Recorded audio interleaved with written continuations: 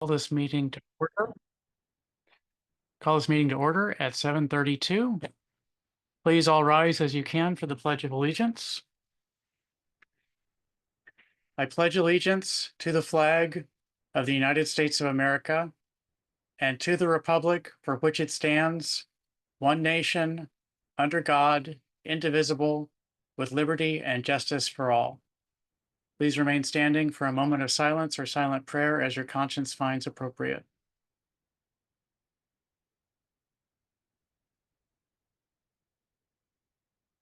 Thank you. Please be seated.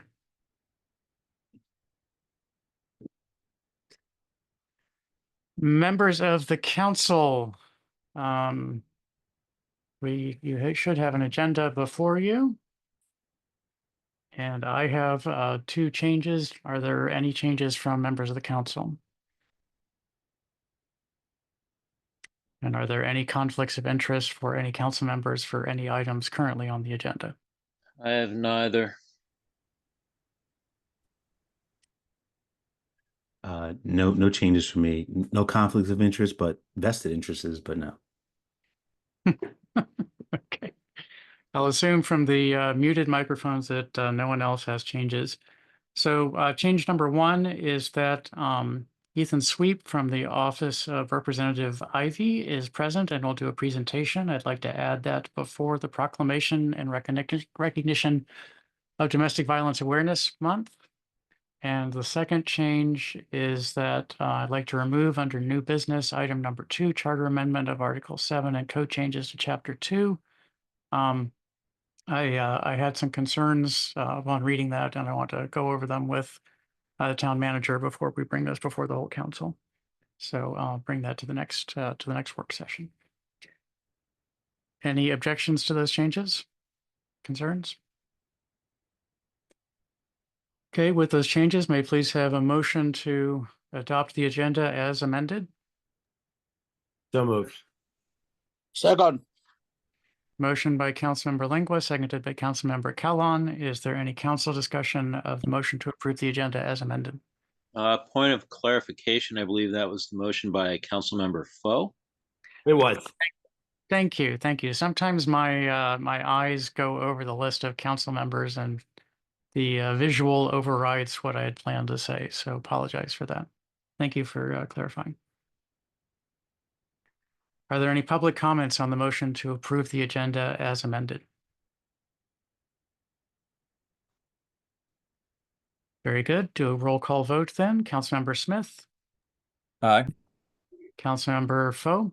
Aye. Councilmember Lingua. Aye. Councilmember Inyang. Aye. Councilmember Mejia here. Don't see her name.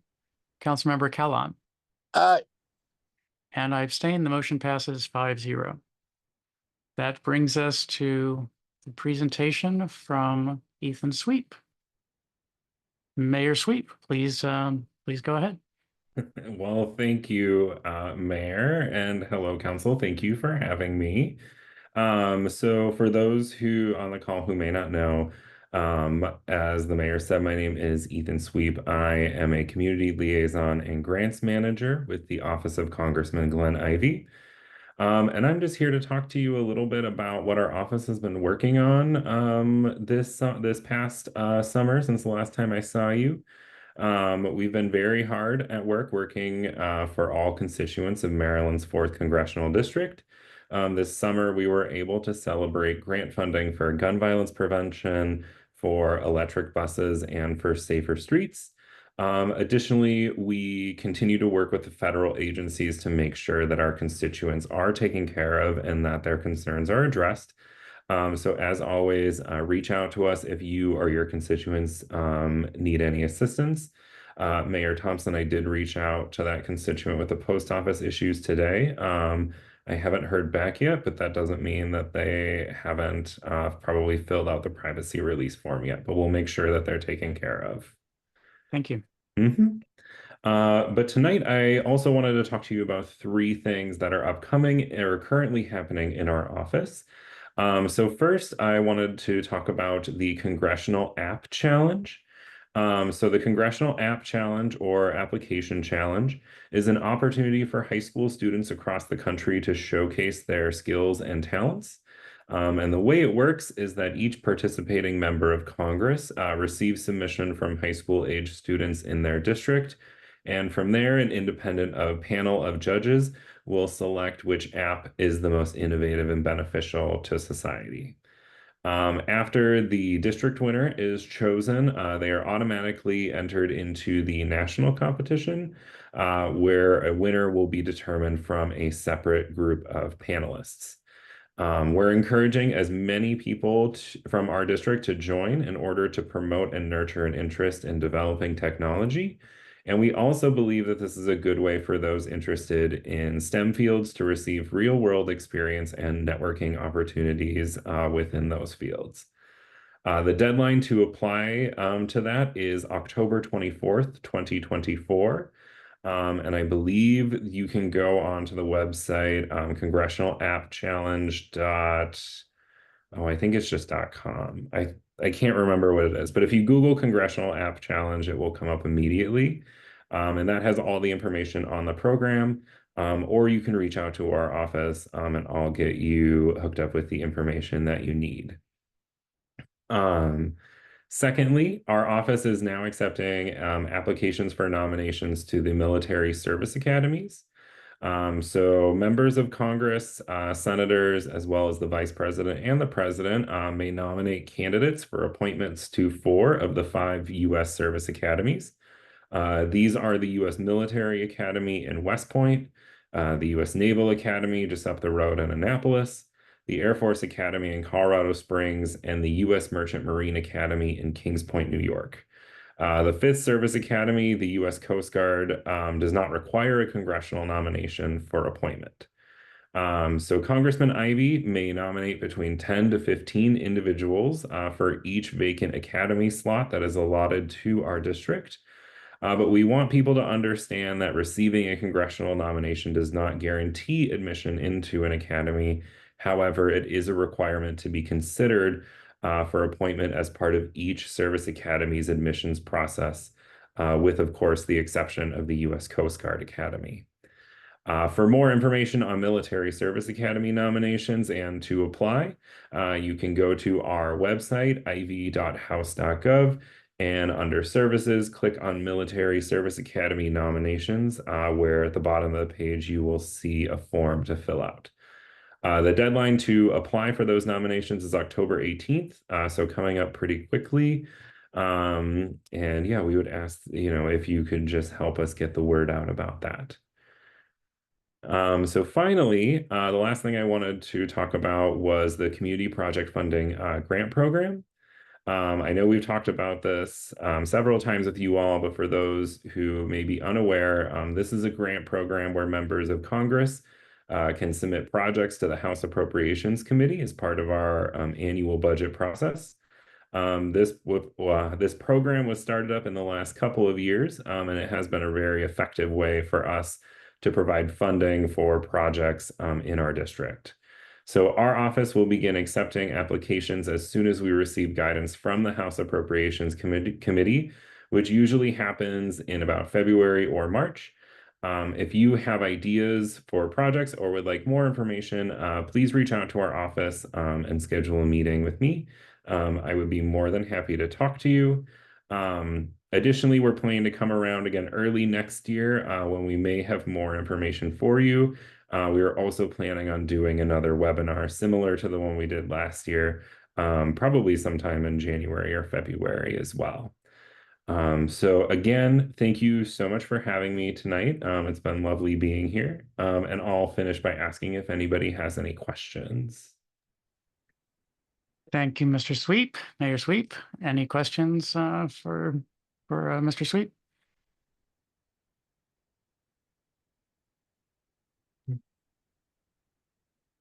Ms. Cronk, if we can wait for the council first, and then happy to dive in. Any council questions? Mr. Mayor, Go ahead, Councilmember Smith. I would just ask if there is any updates on the Army Reserve Center project. As I understand it, that is at this point relying on the Senate to act on the NDAA. I'm just wondering if there is anything new from there. Yeah, so I sent town manager an update because he had asked about it recently. So it has been, so it was included in the House bill that was voted on and made it over to the Senate side. I'm still following up with them to try and see if they were able to put it in there. But ultimately, it will probably end up going to a committee or like a joint committee after it passes the Senate. And we will work our hardest to make sure that that conveyance is still included. Standing. Thank you. Mhm. Councilmember Lingua, I see your microphone is open. Did you have a question? Just a quick one. I don't think I heard correctly. The age bracket for the app application for students, that grant program. Yeah, so that I don't know if there is an age range. We were just informed, or what I was told was just high school age students. Okay. So I imagine grades like 9 through 12. Okay. Is it just limited to high school, or is that early college or gap No, year? Yeah, so this is just limited to high school students. Okay. There, as far as I'm aware, there isn't one that like this for college age. Okay. All right. Thank you. Mhm.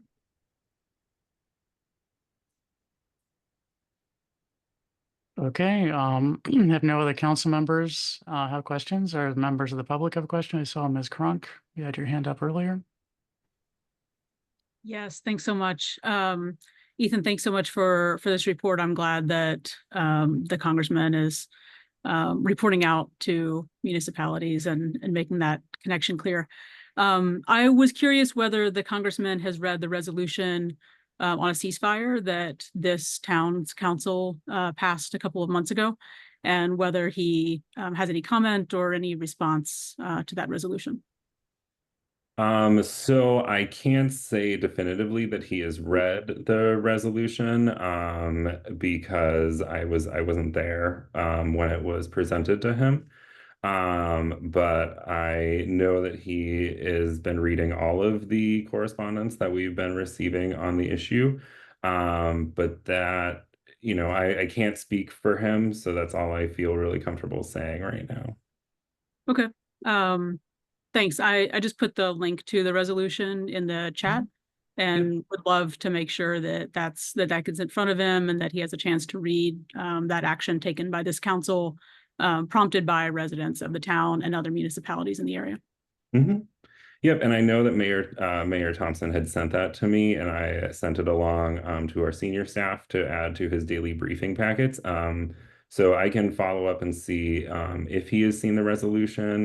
But yeah, again, since I wasn't immediately there, I can't say whether or not he read it. Thank you. Mhm. Any additional public or council questions for Mr. Sweet? Mr. Mayor? Go ahead, Councilmember Smith. Yeah, I would just follow up on that question. If we could get a definitive response on that, I appreciate certainly all of the help that Congressman Ivey has given to the district, to our town. We certainly appreciate that, but I think when we pass a resolution that is addressed to that member of Congress, I think confirmation that it was indeed read at the bare minimum would be appreciated. Okay, then I can follow up on that and get you guys a definitive answer. Thank you, Mr. Sweet. Mhm. Any additional? So I have one question, which is what's the status of the fiscal year 24 community projects? Since we're under a continuing resolution right now. Yes, so the FY24 ones have been awarded. So they are currently all of our recipients have, I think, received funding for that already. I'm sorry, I misspoke. Fiscal 25, the ones that are. Oh, yes. So they are currently, I believe, I think all of them were included in the appropriations package that made it out of the, or is like currently being discussed in the House. You know, until there's a vote on it, we don't know for sure. But I believe it made it out of committee with all of our projects included. Okay, very good. Thank you. Mhm. Any additional questions for Mr. Sweep? Okay, thank you for coming. Appreciate the presentation and the information, and we'll try to provide the information about the two programs to interested members of the community. Thanks a lot. Great. Yeah. Thanks, you guys, and you have a great night. You too. Okay, that brings us to the next item on our agenda is proclamation in recognition of Domestic Violence Awareness Month, and I will start with the English version. Whereas domestic violence is an epidemic affecting individuals in every community, regardless of age, economic status, sexual orientation, gender, race, religion, or nationality. And whereas domestic violence remains a major public health, social justice, and human rights issue requiring particular attention, and whereas there is an urgent need more than ever for communities to get involved by increasing awareness of domestic violence, supporting organizations that support victims of domestic violence, and promoting efforts to eliminate domestic violence in our community. And whereas the wide prevalence of domestic violence compels all of us to come together and get involved as a coordinated community effort to end the abusive violence in our relationships, in our families, and in our community. And whereas Domestic Violence Awareness Month provides an excellent opportunity for residents to learn more about preventing domestic violence and to show support for the numerous organizations and individuals who provide critical advocacy, services, and assistance to victims. Now, therefore, be it proclaimed by the Mayor and Council of the Town of Riverdale Park, Maryland, that the month of October is recognized as Domestic Violence Awareness Month.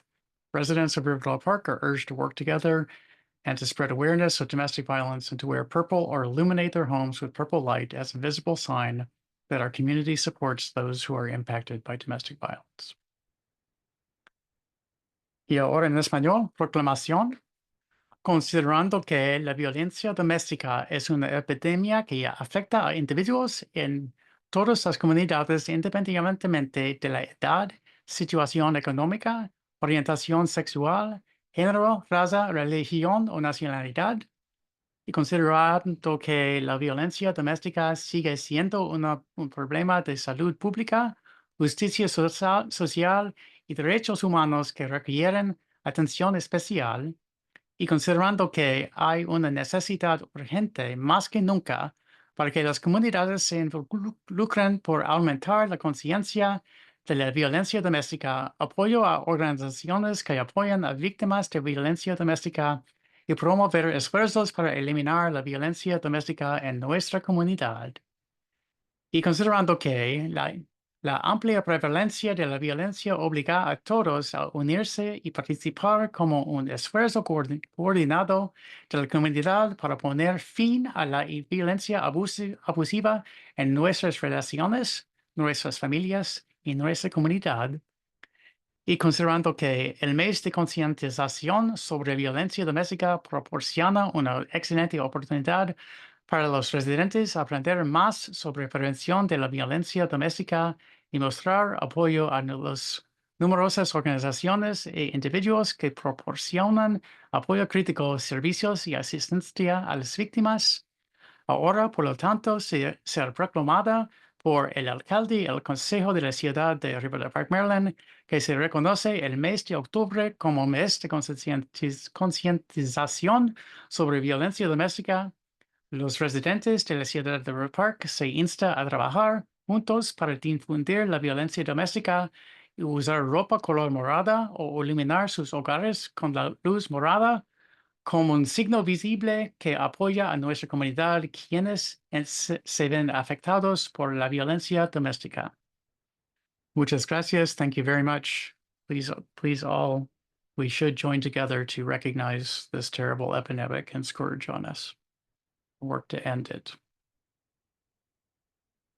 That brings us to the mayor's report. I was traveling over the weekend, got in at about 1 o'clock this morning, so I don't have an extensive report. I attended a mayor's appreciation breakfast this morning and was happy to be recognized by County Executive Alsobrooks, among others, the other mayors present. And it was a very pleasant event. And that is all I have to report on that. The COVID numbers continue to get better, except of course for the COVID deaths, which are a lagging indicator. They tend to stick around longer than the infection numbers. And last week, slightly over 1,200 Americans died from COVID. So it is still far from over, but it's not too bad. Just a few housekeeping issues. I was contacted by Councilmember Mejia. She is dealing with a family emergency and can't join us this evening. And Ms. Kronk contacted me in chat during Mr. Sweep's presentation and asked that we consider rearranging the order of legislative action items to bring the nomination selection, current item 7, further up. I'm going to bring that up at the beginning of the legislative action items as a possible change to the agenda at that time. And that concludes the mayor's report. Bringing us to town manager's report. Mr. Town Manager. Good evening, Mr. Mayor and members of the council and the community. A few things this evening. The MML Fall Conference registration is open. Please let Director Barnes know if you plan to attend. A reminder that the town's walk and talk that was scheduled for October 19th, we've canceled that in support of the Purple Line Community Coalition CCAR community-led walk and ride. We're working to get more information on that, and we will make sure that's sent out to both the community and to the mayor and council.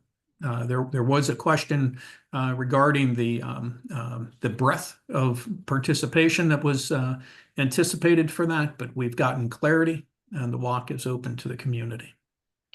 And a couple other things, if you go by Town Hall, 5000 block of Queensbury, you'll notice that the majority of the houses at 5000 and 5002 have been demolished.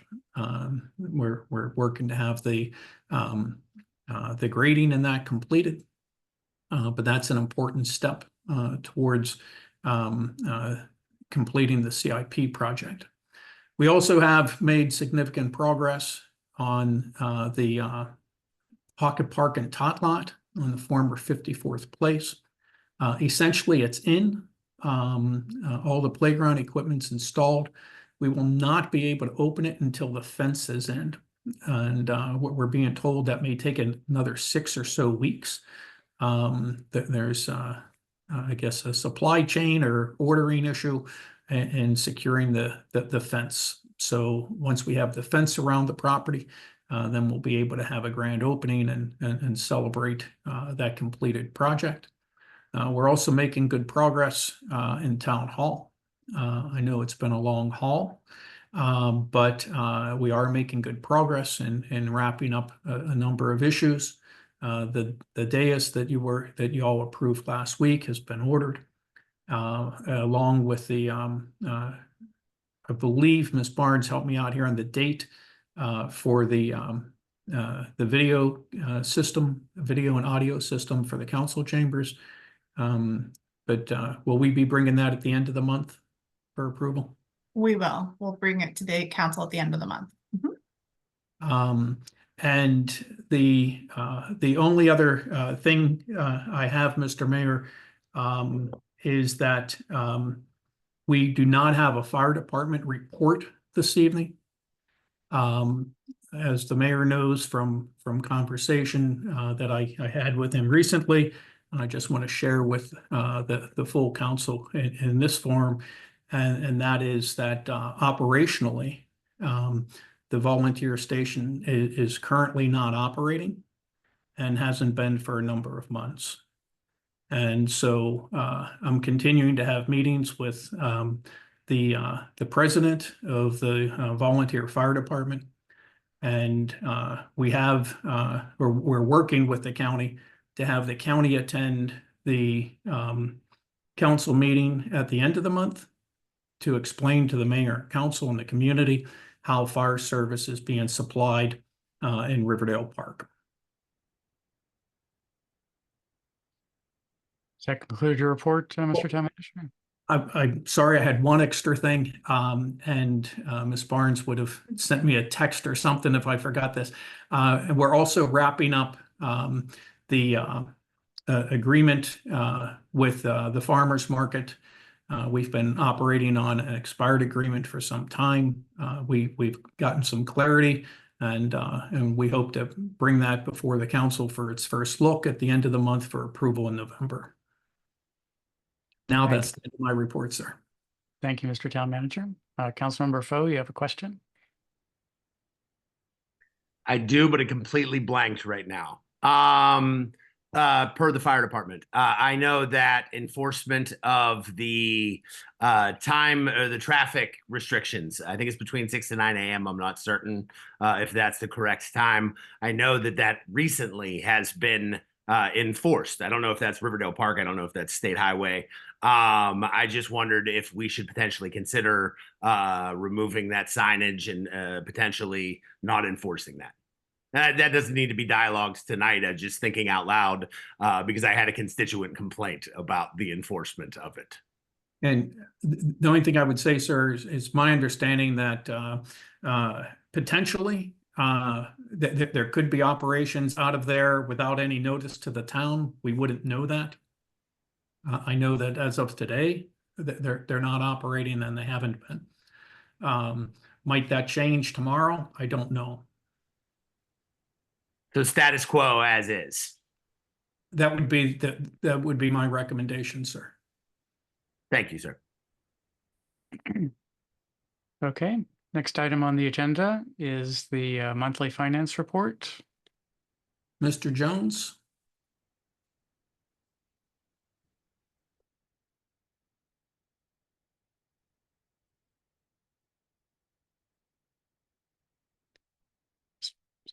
Mr. Jones, if you're speaking, you're muted. We can't hear you. My apologies. Good evening, Mayor and Council, members of the public. Tonight's finance report cover the months of July, August, September with a year-to-date total. For fiscal year 2025 in September, revenue totaled $970,167. Expenditures totaled $633,508. With a net of $336,659. For the year-to-date total, revenue totaled $2,193,972, with expenditures totaling $1,950,152, leaving us a net of $243,820. A few things I'd like to note about tonight's report, in particular the year-to-date total. Currently, revenue is at 20% of the budgeted total, and then the expenditures are currently at 17%. In fiscal year 2024, while that number is significantly lower, the percentage-wise for where we were in relation to the budget was 15%. So while that number for revenue is significantly higher, it still only makes up just 20% of what we had budgeted. Now, one of the reasons why that number is actually higher is more of a timing issue. Well, not issue, since it is revenue, but real estate taxes and operating taxes. In the previous fiscal year, we hadn't received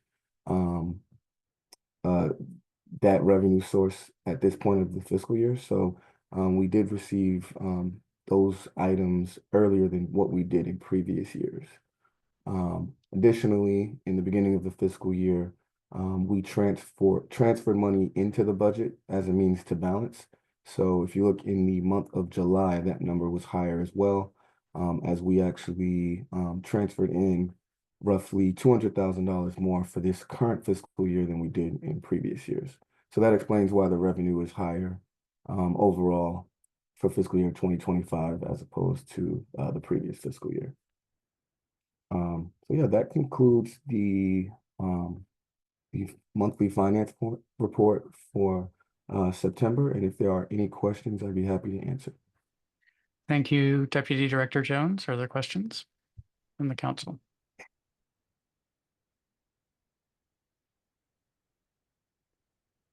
Doesn't look like it. Are there any questions from members of the public?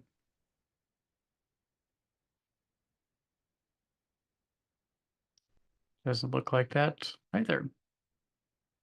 If not, may I please have a motion to adopt the monthly finance report subject to audit? So moved. Second. Motion by Councilmember Lingua, seconded by Councilmember Smith to adopt the monthly finance report subject to audit. Is there any discussion of the motion to adopt the report? Are there any public comments on the motion to adopt the report?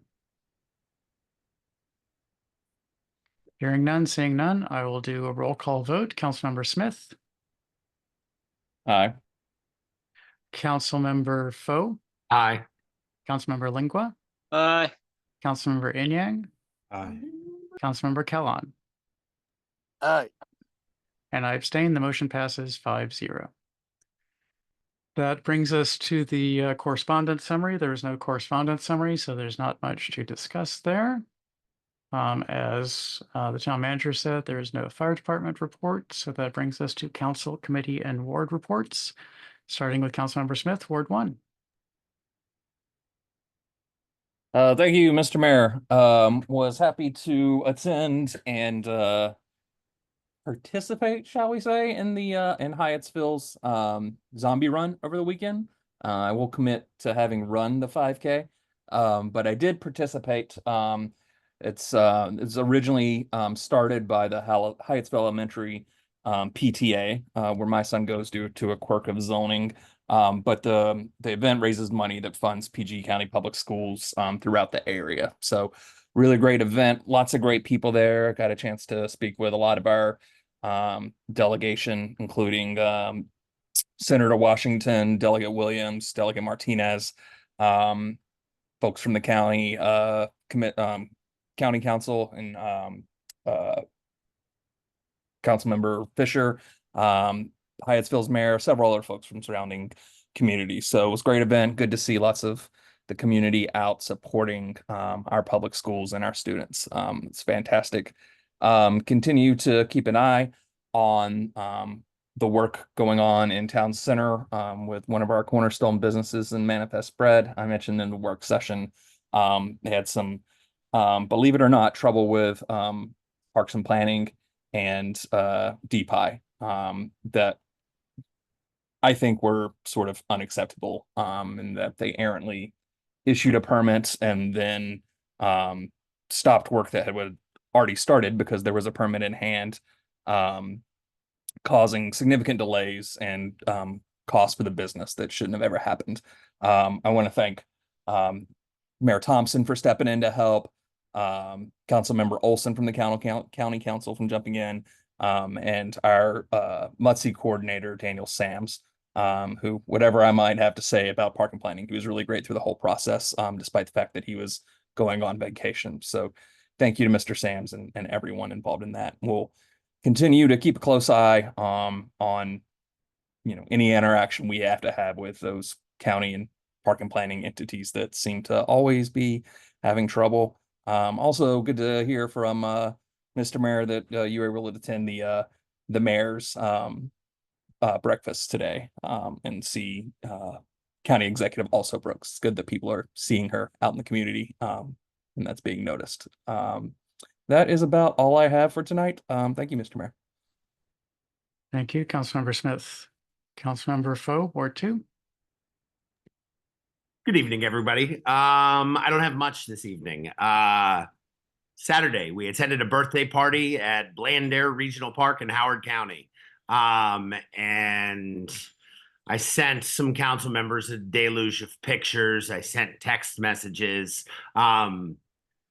It's difficult to look at our park system here in Prince George's County and then travel into Montgomery County and see other MNC PPC properties and then go into Howard County and see in actuality what they have. I mean, just acres and acres and acres and acres of space dedicated to the physical recreation of all of its residents. I was looking at some of the amenities offered in Howard County parks, and it's just ridiculous the level of service that is provided to that county's resident.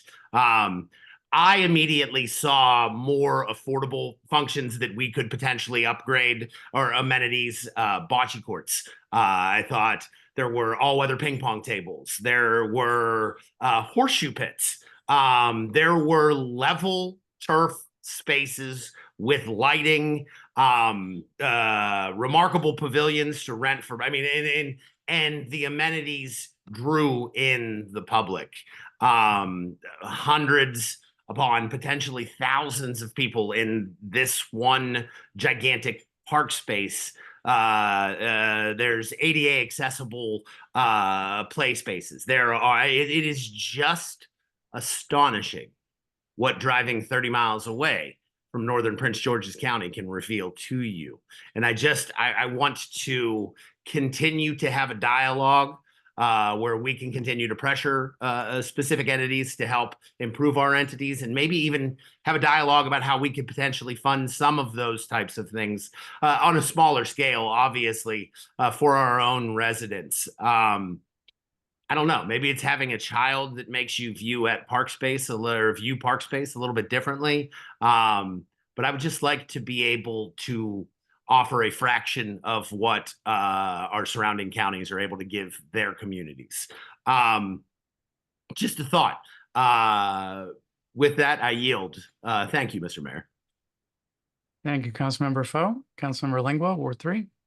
Thank you very much, Mr. Mayor. Greetings to everyone in attendance tonight. Just wanted to touch on the recent vehicle break-ins that have been occurring.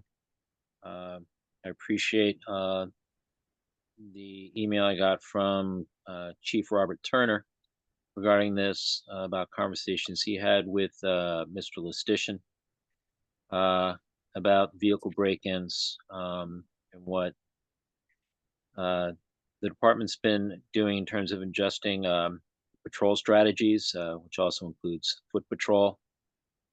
One challenge that they are finding is that a lot of these incidents are sporadic, and they're not really concentrated to a specific area. That being said, the staff's doing what they can to identify any suspects in any of these thefts, and once we're able to be able to actively locate any suspects. They have been in touch with Prince George's Park Police, and are participating in joint efforts along Tanglewood Drive. And as well, the chief has spoken with neighboring law enforcement partners, and they're seeing the same types of crimes. And that the early indications are that the majority of individuals responsible for these types of crimes, it is tied to opioid addiction, which is the driver for these types of crimes. As the staff has mentioned and brought up, best thing that we can do as residents is to try to really reduce opportunity in the sense that anything left in cars, bring those things in. I know a number of the people I've talked to in and around where I'm at, the items that have been taken have been sunglasses of the high-end nature. One of the things that we could also do as community is, if you see something, please do report it to the police department. If you look for those folks who have front door ring setups or other types of cameras, if you're seeing something that's unusual, other than the person that you see daily walking their dog past or walking to and from as they do, as folks are wont to do, being it going to a bus or something. But if you're seeing something different or odd, also report that to the police department. And if you can send along that footage, please do. One of the important things for a department to be able to do is to build a matrix of activities that are happening, when they're happening, and where, which allows for patterns to be identified, and thus a greater opportunity to address this and possibly even prevent further break-ins. And with that, I will yield the rest of my time. Thank you, Councilmember. Councilmember Inyang, Ward 4.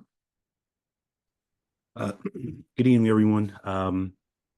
Wanted to first, encourage everyone to go to the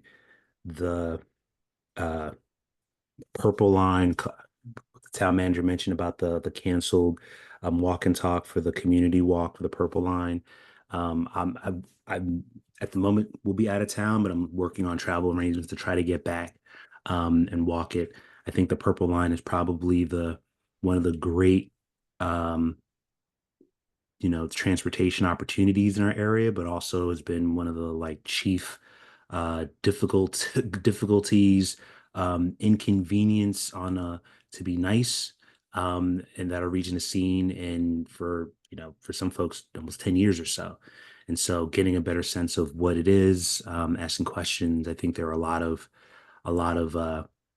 real kind of logistical questions in terms of just how this area, these stops that are within our community, how will they be accessible for folks to actually use them, is a question that I continue to have to make sure that they aren't just pass-through stops that people skip on the way to going to the university that's in the greater Riverdale Park area, or going to New Carrollton or some other part of the line. And so that's definitely top of mind for myself, and encourage others to join. Also, resident Dan Barron, who's also part of the White Walk Bike Drive Committee, sent the mayor and I an email about a couple of things. One was sort of a email correspondence from one of the kind of project managers from PG Parks about two areas. One, the currently dirt lot or dirt trail that connects Patterson Street underneath East-West Highway, about the sort of the status of that, as well as the bridge that connects Northeast Trail to River Road. Essentially, that the trail has been in bad shape for a while, and so this gentleman was aware of both. Said that it was sort of part of their plans for this fiscal year, and so I think that's obviously good to hear, because I know it's been something that we've been talking about for a long time, but hopefully we can continue to keep this top of mind until we get some closure on this, especially the connection from Patterson Road underneath East-West Highway. The Purple Line community right now is more than ever almost cut off completely from the rest of the community, with not only with construction but one way in and out egress, and then this walking path, which as it gets darker, there are very little lights. There are no lights in that area. As the weather gets worse, the dirt path turns to mud. And so this is the primary opportunity for people to get in and out of the community, especially since right now you have to make, you know, a right turn only going down some of the most, the busiest roadways in our community just to get north. And so it's top of mind. So definitely excited about the news, but then, cautiously optimistic that it'll actually happen this year. And I think staying on top of that will be important.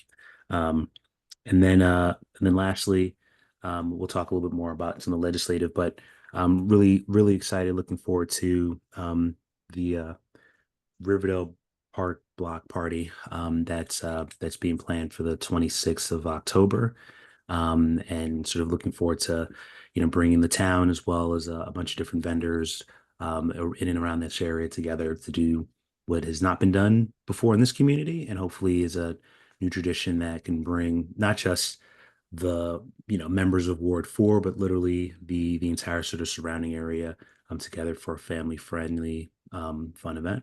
And so you'll see signs, I'm sure, coming up in the next few weeks. And if you have any questions, please feel free to reach out to me.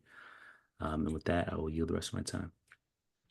Thank you, Councilmember Enyang. I did bring up that path at the MNC PPC budget hearing and emphasized that we thought it was on their plans, but that we would like very much to see it completed as quickly as possible.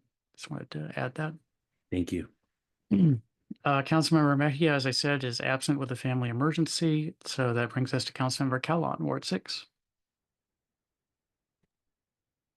Hello, everybody. Good evening, everybody. Mr. Mayor, this past weekend was a sad weekend for me. On the 2nd of last week, my nephew was shot dead in Atlanta by his stepson. The guy shot him and shot his mother too, but the mother is in an emergency at Atlanta. So my nephew died instantly. Then on the 5th, around Obamano here, my other nephew was shot on the leg by Obamano, Riverdale Road, East West Highway. So these two incidents was so shocking to me. And the guy that they killed in Atlanta, this year, his father and mother went to Mecca for pilgrim, right? Both of them died the same day in Mecca. This year. Then their first son was killed on the 2nd in Atlanta. They have 3 children, 2 boys, 1 girl. The girl is the younger one. She's a lawyer in Florida. She's just like, I think, 22 or 23 years old. So this is the problem I encountered this week. One of the nephew was shot dead. The one was shot on the leg on the 5th. So the one they killed it on the 2nd, the one was shot on the 5th, but he didn't die. Then, as Mr. Enyang said about this construction work that are going on for this purple line, these people, they have a habit on this Riverdale Road, right? They will dig some holes, they don't cover it, they leave it like that. In the night when you're driving, you also go into that hole, boom. Sometimes you're going to spoil part of your vehicle. And in the morning when you meet them, when you ask them, why you guys don't block this? Oh, that is not your business, just go where you're going. So Mr. Mayor, please tell the town manager and other people who are concerned, responsible for this thing, let them look into this. A lot of things is happening, particularly in the nighttime. Sometimes I don't see these holes. So I don't know what to do. So this is the problem I was having this this week, last week and this week, I lost my nephew in Atlanta, and my other nephew was shot back in the leg here. So I hope we can do something about this gun control. This gun control is very important in this country because you don't know who is next. You don't know. And the people here, when they have their children, what they do, they go and buy toys gun for them. When they grew up with this toys gun, when they have the real gun, they thought it's a toys. This is how a lot of parents lose their life in their houses and in the communities. So I think the government have to see something about this gun control. It's rampant and very serious. Many people have gone without license, not registered, even registered. Some people cannot be able to control this weapon. And so, as soon as you hold the weapon, your mind changes. You thought you are a victim. So whatever come around you like threatening, what are you going to do to discharge the firearm? So I don't know what are we going to do to get control over these weapons. Particularly these teenagers, these kids are growing up. They don't care. They all have it. Some have them in their cars. Shopping center is a threatening place for them because they always go there to steal, to get money. So this is my intake. This is my report this week. Thank you, Mr. Mayor. Councilmember, I am shocked and saddened to hear the news about your nephew, both of your nephews, particularly the one who was killed in Atlanta. And please accept my personal condolences to you and your family in the wake of this tragedy. And Thank you. I'm sorry that that this has happened, and for many years I have supported some common sense gun reform, and I hope that the federal government can make this happen, and that the states will be able to regulate it where the federal government cannot.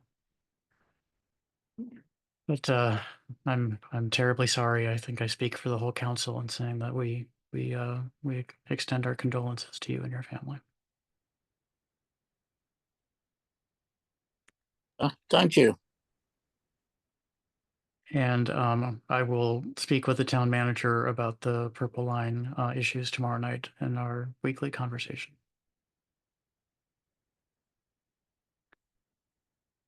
Okay. That brings us to public comments. Are there any public comments this evening?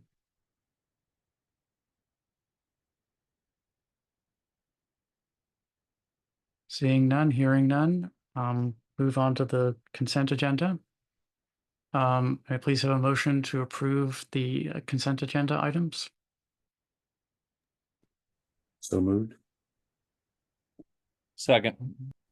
Motion by Councilmember Inyang, seconded by Councilmember Smith. This is neither debated nor discussed. I'll do a roll call vote. Councilmember Smith. Aye. Councilmember Foe. Aye. Councilmember Lingua. Aye. Councilmember Inyang. Aye. Councilmember Kalon. Aye. And I abstain. The motion passes 5-0. Before we start the legislative action items, as I said earlier, Ms. Heather Cronk is present and wishes to speak on item currently number 7. Would someone like to make a motion to change the location of that on the agenda? I think we could move it up to be before number 1 if someone's interested in doing that. So moved. So moved. Oh, seconded. Okay, I couldn't track that, so I'm going to say that Councilmember Lingua got the motion, Councilmember Foe got the second, and hope that was all close enough that that's fine. Is there Is there any objection? If not, I will assume unanimous consent for that change to the agenda. Okay, then let's go to introduction of Charter Amendment Resolution 2024-CR-01 regarding Article 5 nominations and elections. Usually these are simply introduced, but if we could have a brief summary from staff and then have the introduction. And then, of course, discussion will happen at future meetings. Director Barnes. Good evening, Mayor Thompson and members of the council. This item is directly associated with legislative action item 6. It's companion legislation that would enact the changes that the Board of Elections have shared and recommended to the mayor and council over the last several months. This legislation was drafted as presented at the last meeting, although there was some discussion offline about making some tweaks specifically to the candidate filing deadline. This legislation has been reviewed by Town Attorney Sussman. There has been a slight change in the legislative timeline based on some changes to the charter amendment laws in the state of Maryland requiring 21 days. And we were just a couple days short because of the way the meetings fall this month. So we'll be having the public hearing at the first meeting in November, and that just pushes the schedule back just by a week. So I wanted to point out that one change to the legislative calendar, the direct review by Town Attorney Sussman. I think on the charter amendment, the only change was the effective date, saying 2025 versus 2024. And that these are, this embodies the recommendations from the Board of Elections. That's everything. Thank you. I will add that I did the calculation of what day of the week 65 days would give us. And the answer is that would be a Saturday night that the petitions were due. And so I think we probably should adjust that date. The addition of early voting is going to also complicate things depending on what day of the week early voting starts on. So it may be better to say some day of the week, at least so many days before the start of voting. So we'll see. We can discuss that in the future. So we need to have someone introduce this charter amendment. Would someone like to do so? Mr. Mayor, Councilmember Foe. I would like to introduce Charter Amendment Resolution 2024-CR-1 pertaining to candidate filing dates, authorizing early voting in town elections, and generally relating to the conduct and management of municipal elections in the town of Riverdale Park. Thank you, Councilmember Foe. Should we just go ahead and move on to, I'm sorry, I skipped over action 6. Can we also just introduce that at this time? Again, if no one speaks against it, I'll assume unanimous consent for that change in the agenda. Okay, would someone like to introduce ordinance 2024-OR-09 regarding town elections? Mr. Mayor, Councilmember Smith. I'd like to introduce ordinance 2024-OR-09 for the purpose of altering certain provisions of the town of Riverdale Parks election laws to revise the dates of certain activities in the town's electoral process, authorizing early voting in certain town elections and generally related to town of Riverdale Park elections. Thank you. So these will be discussed at the upcoming work session at the end of October, and as as Director of Administration Barnes said, then there will be a public hearing on the charter amendment at the legislative meeting in November. So further discussion, and everyone should sharpen their pencils and see what changes or alterations to the drafts may need to happen. So please read them carefully.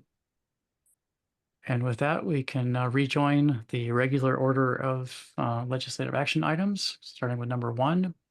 Motion to approve street closure for 46th Street from Oliver Street to Riverdale Road on Saturday, October 26th from 8 a.m. to 1 p.m. for a community yard sale. May I please have such a motion? So moved. Seconded.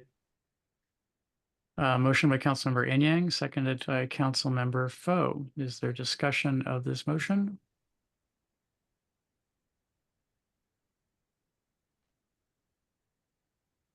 Okay. Is there any public comment? Hearing none, I'll do a roll call vote. Councilmember Smith, Aye. Councilmember Foe, Aye. Councilmember Lingua, Aye. Councilmember Inyang, Aye. Councilmember Kalan. Aye. And I abstain. The motion passes 5-0. Legislative action item number 2, motion to approve street closure request for Van Buren Street between 45th Street and 47th Street on Saturday, October 6th between 8 a.m. and 7 p.m. for the Riverdale Park Station Fall Block Party. May I please have such a motion? So moved. Second.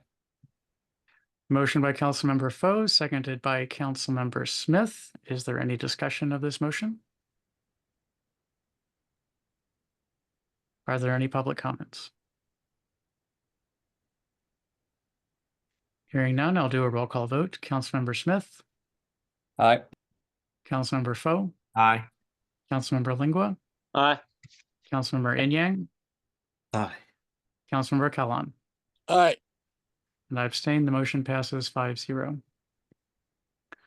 Okay, we may need some discussion on item number 3. So motion regarding written testimony from Maryland National Capital Park and Planning Commission annual budget forums on September 25th and October 4th, 2024. May I please have a staff presentation? Director Barnes. Good evening again, Mayor Thompson and members of the council.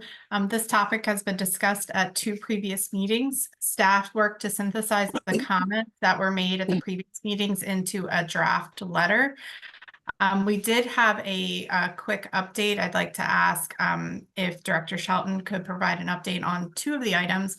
One specifically the trail that we discussed that connects Patterson Street, and then the second was the bridge over the Northeast Branch Trail. Yes, good evening, Mayor and Council. My update was very similar to that provided by the Mayor and Council a little bit earlier. I spoke with Bob Patton from Maryland Park and Planning, who's our trail liaison, and he stated what you, Mr. Mayor, and the council member also mentioned earlier, that this both the trail extension from the east side of the Anacostia to Patterson Street, as well as the bridge, are both items that are on their fiscal year calendar for this year. So they do plan on completing at least the trail on the east side to Patterson Street this year. The bridge, it sounded like it was a little bit harder for me to understand exactly what was happening with the bridge. I think it's going in this year, but I'm reviewing their budget now and trying to determine exactly when that is planned to go in. But yes, that's my update.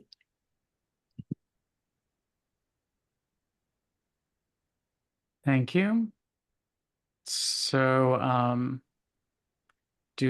I guess we should start at this point with a, okay, we could have very different motions here. So, can we have a motion to send a draft letter as provided? And then we can work on amending the letter, I think is the best way to do it. So moved. Second. Motion by Councilmember Foe, seconded by Councilmember Inyang, I believe. Correct. And almost seconded by Councilmember Lingua. So, so we have a motion on the floor. So, if I can ask Director Shelton, you said that you believe that construction of the bridge over Wells Run is planned for this year, or just engineering? Or you're unsure? You're muted. Thank you. Director. I was gonna say I'm unsure right now. I spoke with Bob about this.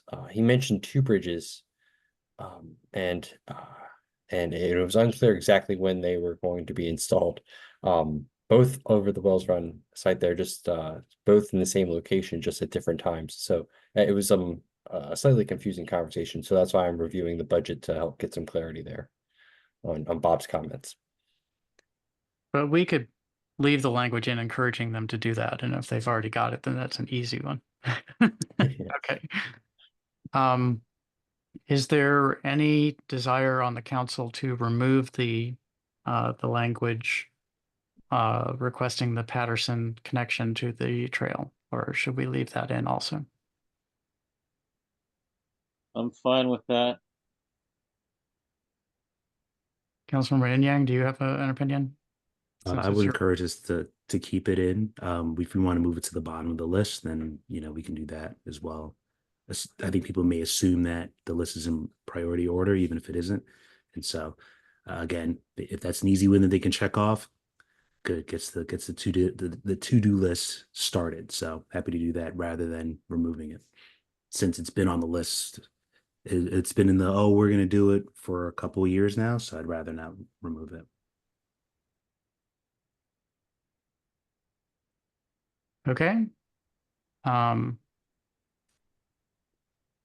Any additional discussion of the letter? Any other questions, comments about any changes needed, or does it look good? Mr. Mayor, if I may. Councilmember Lingua, go ahead. Thank you very much, Mr. Mayor. Regarding Riverside Neighborhood Park, we could put at the top of this, because this is what I hear the most about, is the improvements to the baseball field.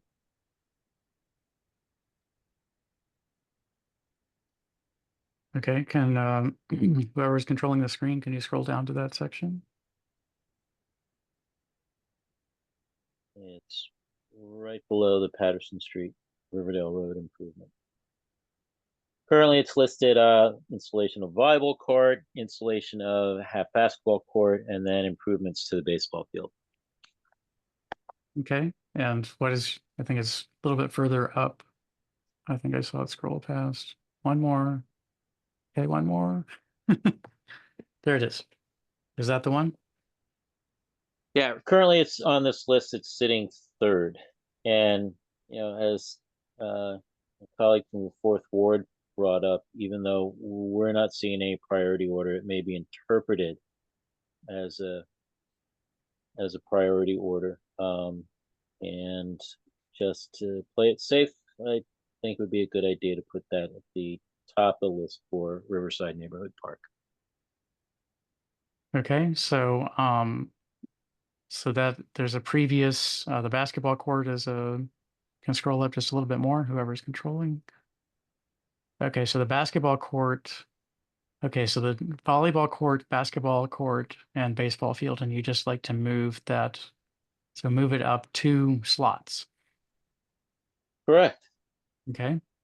So move that up 2 slots. Move the Riverdale Road and Patterson Street trail to the bottom of the list. So we have rearrangements and no other changes. Is that correct?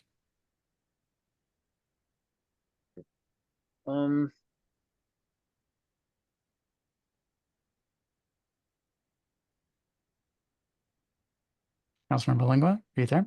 We want to revisit, I mean, the more I think about it, and the more how this how the trail between Riverdale Road and Patterson Street ties into our walk, bike, drive initiative. I think that's better to keep that higher up on the list, as opposed to moving it to the bottom. Yeah, that's important.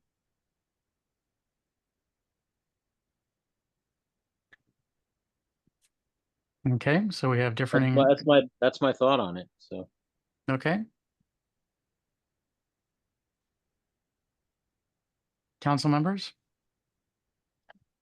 Mr. Mayor, Sure, go ahead, Councilmember Yang. I agree with the importance of it. I think at least from my perspective, moving it to the bottom of the list was more so since we've kind of been given guarantees that it is top of mind, top of the list for this fiscal year. And so wanting to give think there's an opportunity to put another thing literally that we can say at the top of our list was these couple items. We get a little extra bang for our buck, in my opinion, by having it on the list still, knowing it's a priority. They should be done this fiscal year. We've been told that's going to happen. And then we can have another 1 or 2 items or top, another top 3 items or so that are on top of the list as well. Okay. Okay, any other changes proposed to the letter?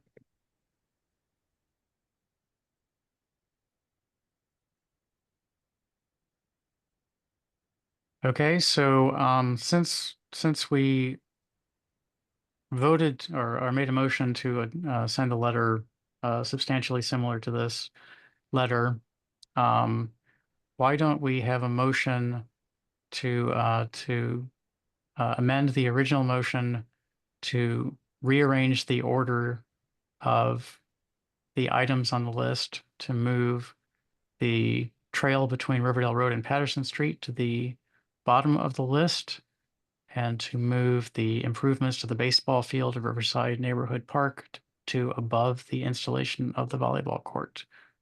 Are those the changes that have been proposed? Yes. Okay, then may I have such a motion to amend the original motion? So moved. Second. Motion by Councilmember Fo, seconded by Councilmember Enyang to amend the order of items as previously discussed. Is there any discussion of this motion?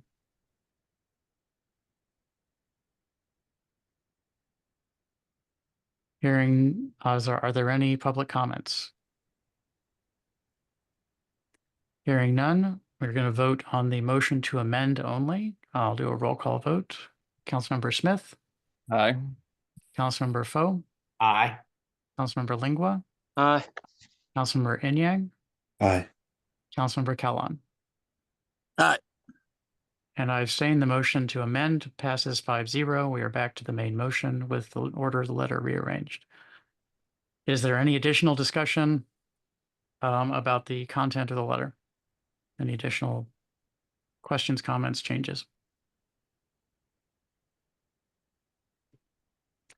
Are there any public comments on the main motion to send a letter as amended to the MNC PPC board? Hearing none, I'll do a roll call vote on the main motion. Councilmember Smith. Aye. Councilmember Fo. Aye. Councilmember Lingua. Aye. Councilmember Enyang. Aye. And Councilmember Callan. Aye. And I abstain. The motion passes 5-0. Thank you all. I think it's a very strong letter, and hope we can get the projects funded. Next item on the agenda is a motion to authorize a donation of $3,000 to Global Health and Education Projects, Inc. from the undesignated social concerns line item. May I please have such a motion? So moved. Seconded. Motion from Councilmember Smith, seconded by Councilmember Fo. Is there discussion on this motion? Does anyone wish to see the response to questions that were asked at the September 30th work session? Mr. Mayor? Yes. Happy to see that support for the initiative. Was curious about the dollar amount and how that was raised or decided upon. There was just a number that seemed reasonable given the size of the budget and the size of the request. And so that was my proposal. If you would like to adjust that number up or down, then we can certainly do that.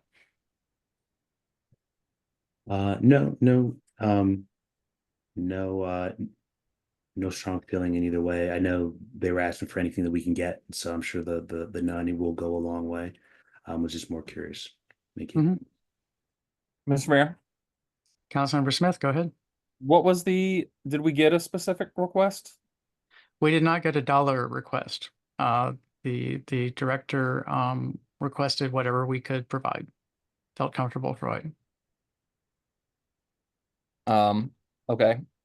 I definitely support this. And I know when the director spoke to us at the work session, I asked for some sort of more detail on that. I mean, I think this is an absolutely worthy cause. I am certain that there was $3,000 worth of need. My sort of hesitance here is that, you know, the need may be greater, and we may have ability to provide a greater amount. But I think, yeah, just the whatever you can do ask is, yeah, it doesn't give us a whole lot to go off of. And there's no prohibition against them approaching us again later in the year if they need additional funds. Right, but I mean, what if, you know, we get, you know, a request from the elementary school next week for sneakers again, or, you know, anything like that.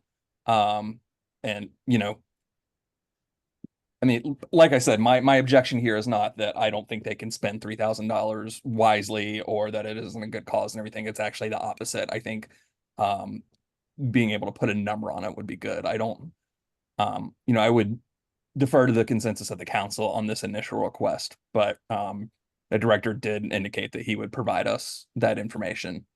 So however we move forward, I would. There was a table that was provided in the meeting, the packet materials. Can we scroll down to that table?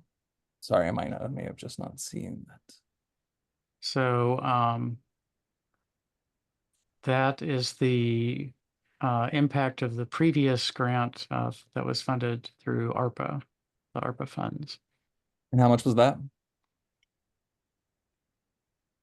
I believe it was $25,000. Jessica, Director Barnes, is that correct? I believe you're correct. I'd have to double check just to be sure, but I believe that's correct. Yeah, I don't want to hold up the meeting. Like I say, I defer to the consensus of the council on this. Maybe, you know, just if staff could informally, you know, as we distribute this grant, that at least one council member has expressed that would be happy to honor future requests, you know, budget constraints, all of that considered, with like a hard number request, because I would hate for us to be misers on providing folks diapers. Okay. Is there additional council discussion? Are there any public comments or questions? Hearing none, I'll do a roll call vote. Councilmember Smith. Aye. Councilmember Foe. Aye. Councilmember Lingua. Aye. Councilmember Inyang. Aye. Councilmember Kalan. Aye. And I abstain. The motion passes 5-0. This brings us to agenda item number 5, motion to adopt resolution 2024-R-14 regarding the town's common seal.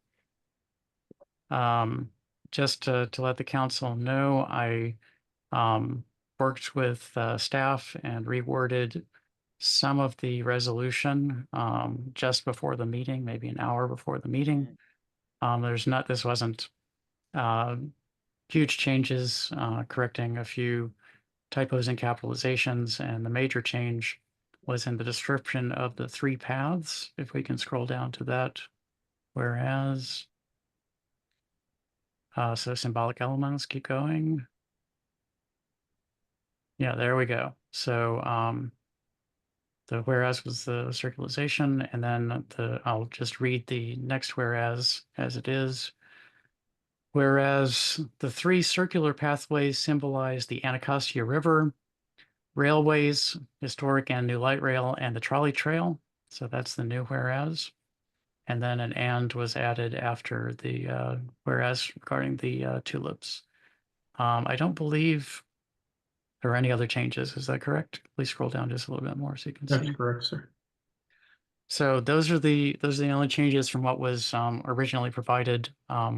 And I hope that with those changes, we can have a motion to adopt resolution 2024 2024-R-14 to both enshrine this resolution in the history of this council and to adopt the new seal. Mr. Mayor, if I may, Councilmember Lingua, go ahead. prior to making a motion, there is one small change that probably should be made. Yes. That is that whereas after the one about the 3 pathways, regarding what the tulips are honoring, it says the tulips honor the Calvert family's foundational role. It was actually the Stiers family that founded Riversdale, and it was Rosalie's father, Joseph Henry Stiers, who wanted to grow tulips at Riversdale. The Calvert family married Rosalie Stiers, and it was her father who left being it was his property, he left it to Rosalie, and it never really conveyed to the Calverts until after Rosalie's death. Okay, so you would simply suggest replacing Calvert with Stiers? Or Yes. would you like to Yes. add it on as Stiers and Calvert families? It's the Stiers. Okay. And would you like to, with that change, introduce or make the motion to adopt resolution 2024-R.14 with that change? Yes. Yes, I would. Is there a second to that motion? Seconded. Motion by Councilmember Lingua, seconded by Councilmember Foe. We have a motion on the table. Is there discussion of this motion? Council discussion. Councilmember Lingua? Mr. Mayor, Go ahead. if I may, being the maker of the motion, again, I want to appreciate all the efforts put forward by residents of this town, by staff, by Neighborhood Design Center, by this council, in bringing this to the fore and coming through this process that was established with resolution 2022-R-03. And that we are at this point that we are to adopt a new town seal that is a greater reflection of what Riverdale Park is today, and hopefully so, with themes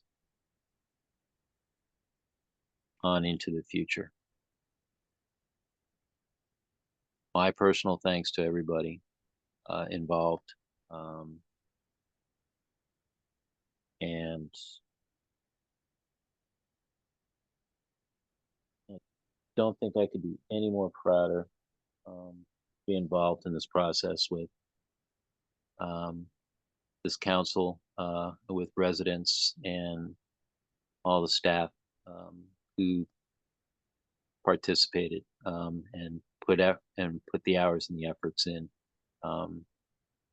to bring this to where it is today. Thank you. Thank you, Councilmember Lingua. Is there additional council discussion? Councilmember Smith, I see you're unmuted. Yes, Mr. Mayor, I would primarily just associate myself with the comments from my colleague from Ward 3, and just, particularly thank the member for his partnership and our service on this committee, the folks that served on the committee, and all the residents that provided input, yourself, Mr. Mayor, because I know you had some role in this as well. Our artist who designed this great new seal that's going to do our community proud, and particularly, as always, the staff who always go above and beyond and exceed our expectations as a council for service and engagement that we provide to the community. So please pass that on to all the staff that works on this, Mr. Listician. Thank you, Mr. Mayor. Thank you, Councilmember Smith. Is there additional council comment or questions? Are there any public comments? I always like to go last, so I will second the or third the comments made by my colleagues from the 1st and 3rd Ward. I really appreciate the effort that everyone put in, particularly Councilmember Lingua's participation as the council liaison on the committee.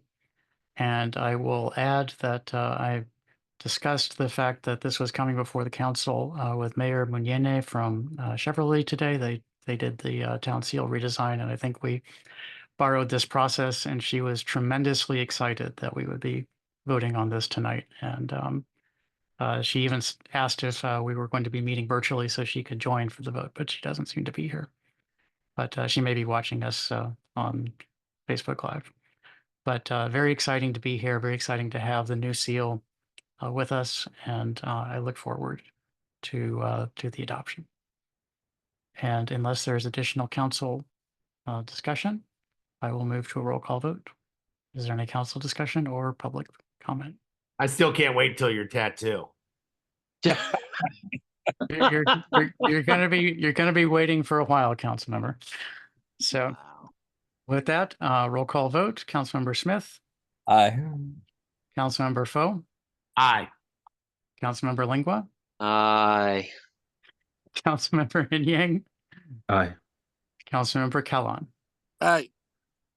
And I abstain. The motion passes 5-0. We have a new seal. Thank you so much. We've already addressed previous items number 6 and 7. So that brings us to item 8, introduction of ordinance 2024-OR-10 regarding chapter 72, Riverdale Park Legacy Mixed Use Town Center Local Design Review Committee. Would someone please introduce ordinance 2024-OR-10? Mr. Mayor, Councilmember Smith, like to introduce ordinance 2024-OR-10 for the purpose of updating the provisions and renaming chapter 72 of the town code to reflect a new designation as the Riverdale Park Legacy Mixed Use Town Center Local Design Review Committee, in line with changes to the county zoning ordinance and clarifying committee structure, membership requirements, and appointment processes. thank you for that introduction, Councilmember Smith. Appreciate it. That brings us to new business. And item number 1, council fiscal year 2026 budget priorities. Staff? Yes, good evening, Mr. Mayor. I'll start off on this, and if there's questions, Mr. Jones can jump in. So we are busy working on fiscal 2026. And we will officially have that kickoff in November. But it's important for us to receive input at this early stage from the mayor and council and the community. And so it's on the agenda this evening to simply start the conversation, to ask the council if you have priorities. We can talk about them and hear them now, or at one of the future meetings. The same as last year, myself, along with Mr. Smith and Mr. Jones, will offer individual meetings to the council. If you'd like an individual meeting for us to listen to what your priorities are for next year. We will not know the official assessable base until Valentine's Day of 25, which will be here before we know it. But there is a reassessment of properties that's occurring, so we'll be getting new values. We'll see what that reflects. But these are the areas that we have in the budget book, and as well as any input that the council has, the community has. Director Barnes has already put out on social media asking for input. As the memo indicates, we haven't received any yet for fiscal 26, but we would like to. With that, Mr. Mayor, I'll turn it back to you. If the council has anything for us tonight or would like to schedule meetings with the finance team and myself. Thank you, Mr. Town Manager. Council, any input this evening? Any discussion? See a bunch of microphones coming live, so Mr. Mayor. go ahead, Councilmember Inyang. I appreciate this every year. I think it's probably the as a person, one of the newer members on council, the thought that goes into the work that goes into the budget, and then the trickle down in terms of the impact that it has every year. It's just it's kind of the lifeblood of what we do. So I definitely appreciate town staff taking, starting, it seems earlier and earlier every year, but maybe this is when you do it every year, thinking about this process. I think a couple things that are sort of top of mind. I know we've talked about lighting in the Purple Line community along 54th Avenue. I know we've sort of talked about a bunch of different solutions, and so finding something more permanent, at least that we control, would be sort of top of mind for that. And then also, I know we've talked almost a year ago about changes to salaries for mayor and council, and sort of like a larger conversation about that. I think it's kind of been tabled for a while, but I know that will definitely come into fiscal year 25. And so finding opportunity to further talk about what that would look like, sort of landing on something that we feel comfortable would be something we should plan on for next year. Thank you, Councilmember. Councilmember Lingua, your mic is live. Would you like to speak? If I may, my initial thought when I think back to last year's budget session, talking about our CIP portion of our budget, comment that it was a very ambitious CIP schedule, that it might be a little bit too ambitious, and that's kind of stuck with me. And I think it would be good to have conversations really looking at CIP and how much what additional new projects would we want to add to this, if we want to add new projects to this year, items like that, and if we were to add new items on, what are really those priority things that are really top of the list. So I'll leave it at that. Thank you, Councilmember. Any additional council comments at this time? Mr. Mayor. Councilmember Smith, go ahead. I would just note, and this won't come as a surprise, but I'm becoming more or less flexible in my thoughts on this, given recent events in North Carolina and coming up in Florida. I would find it very difficult to support purchase of any new internal combustion engine vehicles. The technology's there, the infrastructure's there. Obviously maybe there's a case I'm not thinking about with some heavier equipment or something that is a necessity, but it would be difficult for me to justify that. Similarly, improving our charging infrastructure for EVs would be a priority of mine. I think the level 2 chargers that we have are fantastic. Those are great for folks that live in our community. But again, as I've mentioned before, one of the things that I've really learned since having an EV is that those level 2 chargers are great for folks that live nearby. But the thing that makes me go maybe visit a place that I haven't been before and stop, shop around, buy some food, spend some money, are the level 3 fast chargers. And I know those are more expensive, and we have a lot of priorities and limited resources. I get all that. But if that's at all possible, I would like to see that, and also see that in some areas of town that maybe don't necessarily get a lot of traffic from folks coming to visit us. So that would be very nice to see, and would also encourage staff to really think about on the CIP portion fairly radical approaches to pedestrian safety. I think our protected bike lanes that we have installed already have gone well, are well used or liked. We know that bike lanes that aren't protected bike lanes don't necessarily do very much. So wherever we could expand those would be great. But I'm talking also rerouting traffic patterns, closing some streets to through traffic, or where it if there's a place in the town where it would be feasible, closing streets to vehicular traffic altogether and making them pedestrian only. As we've seen in this last year, I don't need to tell anybody here how important it is to increase our pedestrian safety.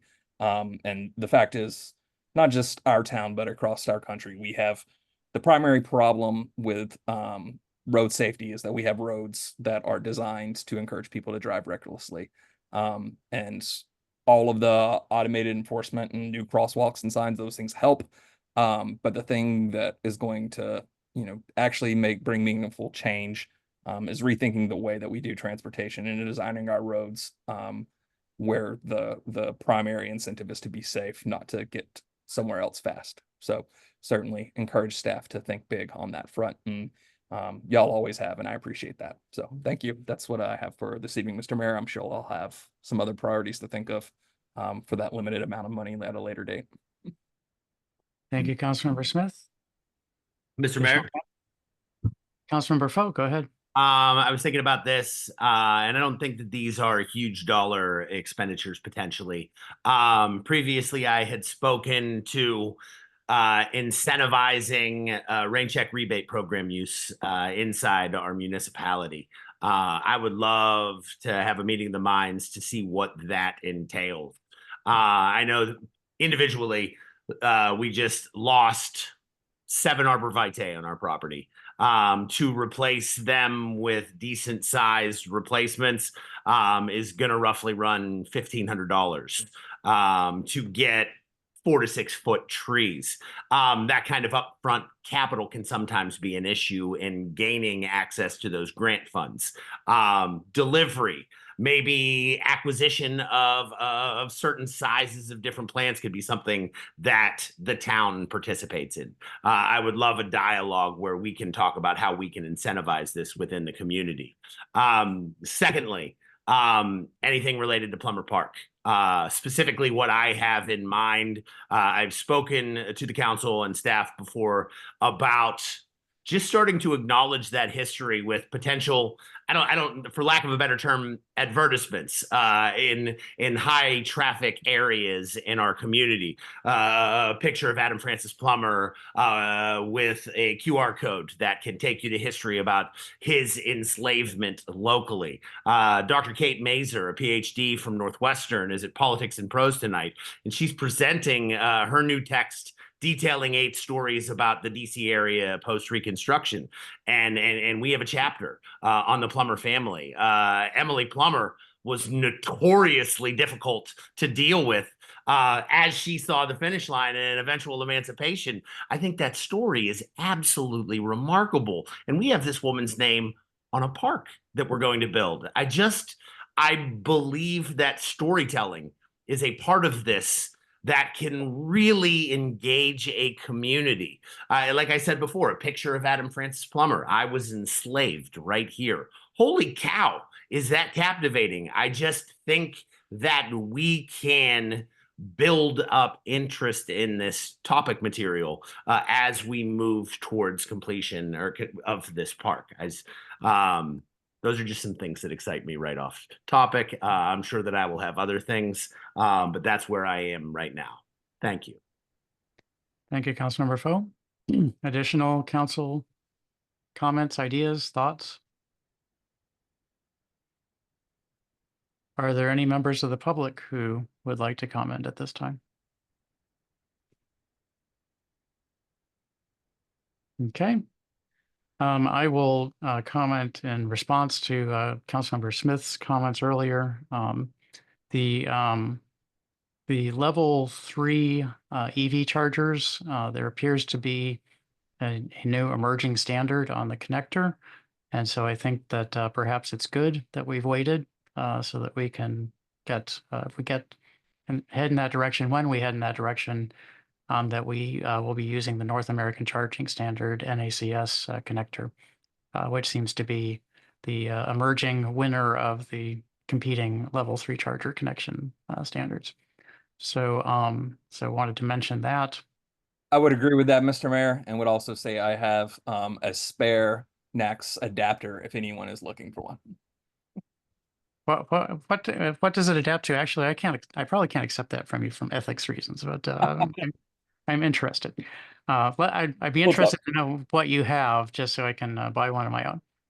Okay. The second comment that I have at this time, and I'll be happy to discuss this with staff in a more detailed form, is that the walk, bike, drive, the pedestrian, bicyclist safety improvements that were mentioned by my colleague from the first ward sort of span a lot of these. So yes, there are capital improvement aspects of them. It also may require enhancements to public safety, to public projects and services, and to community development. And I think that we raise taxes on the residents of the town with that as the reason. And so I think the budget needs to reflect the fact that we are focusing resources on addressing that issue. And I second the comments of my colleague from the first ward that that we need to focus on that, and we need to be ready to do some fairly radical things. Interestingly enough, I found out that the at stop sign speed humps that I believe I first brought up in 2015 or 2014. There are apparently a few of them that are installed in College Park, and I tried to look at them on Google Street View, but they are the photos are too old, so I'm going to try to drive over there. I will, of course, not tear through the stop sign to see what it does to my car, but I would be interested to see what they've done and how the response has been. And that concludes my remarks on this topic. Any additional council thoughts? Okay, Mr. Town Manager, is that good feedback? Yes, and the staff team sincerely appreciates the feedback that we've heard this evening. And if any members of the council would like to meet with the finance team and myself, just send me an email, and we'll schedule a meeting to get together and talk. We are doing this a little bit earlier this year, but it seems every year we do it a little bit earlier because things get a little bit more complicated. With the state's budget issues that they're having, the likelihood of any significant funding from the state is going to be limited. We are continuing to pursue grants from all different sources, as well as participating in earmark processes and things that the town in the past had not been involved in. So we're continuing to seek alternative funding for because we want to do some pretty radical things to make the town safer. And so I look forward to working with you all. Thank you, Mr. Town Manager. We removed charter amendment from new business, so that brings us to unfinished business. Are there any items of unfinished business this evening?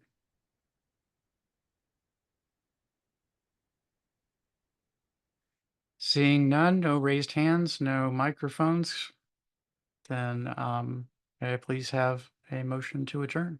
So moved. Second. Motion by Councilmember Foe, seconded by Councilmember Smith. Neither debated nor discussed. So I'll move immediately to a roll call vote. Councilmember Smith? Aye. Councilmember Foe? Aye. Councilmember Lingua? Aye.